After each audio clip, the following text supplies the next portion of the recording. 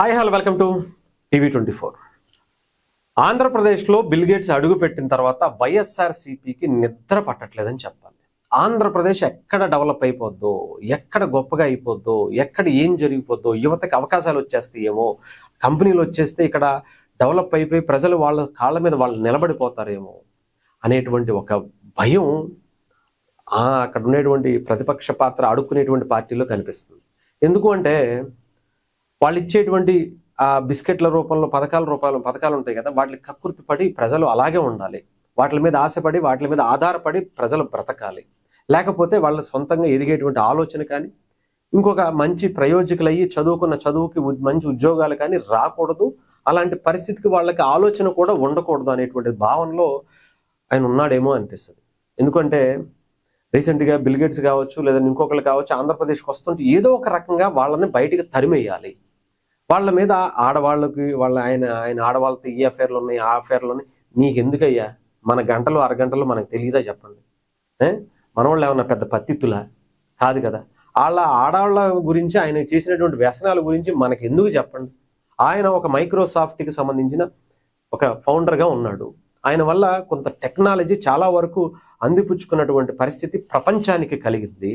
అలాంటి వ్యక్తి గతంలో చంద్రబాబు నాయుడు గారికి ఉన్నటువంటి పరిచయంతో ఆంధ్రప్రదేశ్లో అమరావతిలో పెట్టుబడి పెట్టడానికో కనీసం సహాయం చేయడానికో వచ్చేటువంటి ఆలోచన చేశారు. దాని గురించి చూడండి, ఒక గేట్స్ అనేటువంటి ఒక స్వచ్ఛంద సంస్థ ద్వారా ఆయన ఏదో కొన్ని స్కిల్ డెవలప్మెంట్ కోర్సులో ఇంకొకటి చేయాలనేటువంటి ఆలోచన ఉంది. ఆయనేమో ఇక్కడికి కూర్చుని ఇక్కడ ఉండే వాళ్ళతో మాట్లాడరు కదా. అసలు ఎందుకు ఇలా తయారైపోయారో అర్థం కాదు.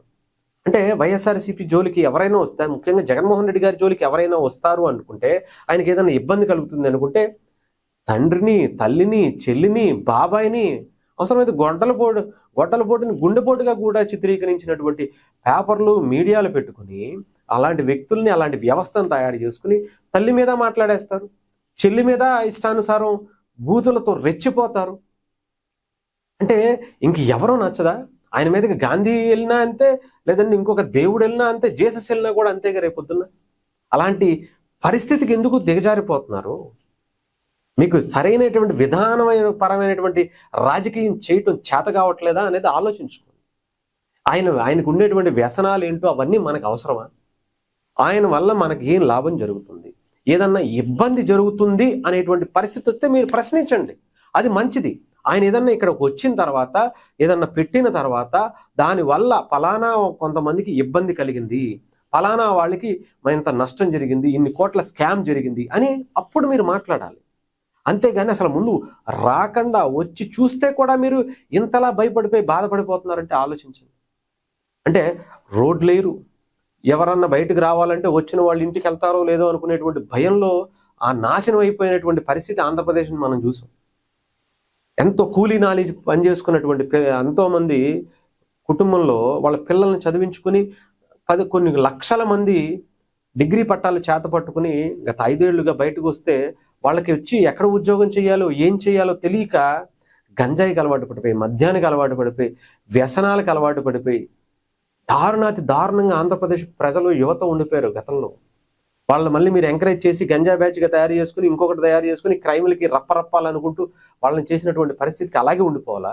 వాళ్ళ కాళ్ళ మీద వాళ్ళు నిలబడకూడదా? ఒక కంపెనీ ఆంధ్రప్రదేశ్కి రావాలి అనేటువంటి ఆలోచన కూడా చేయకూడదా? ఉన్న కంపెనీలని మీరు బయటికి తరిమేస్తారు, వచ్చే కంపెనీలని మీరు రానవరు. అధికార పక్షంలో ఉన్నా అంతే, ప్రతిపక్షంలో కూడా ఉన్నా అంతే. ఏంటిది?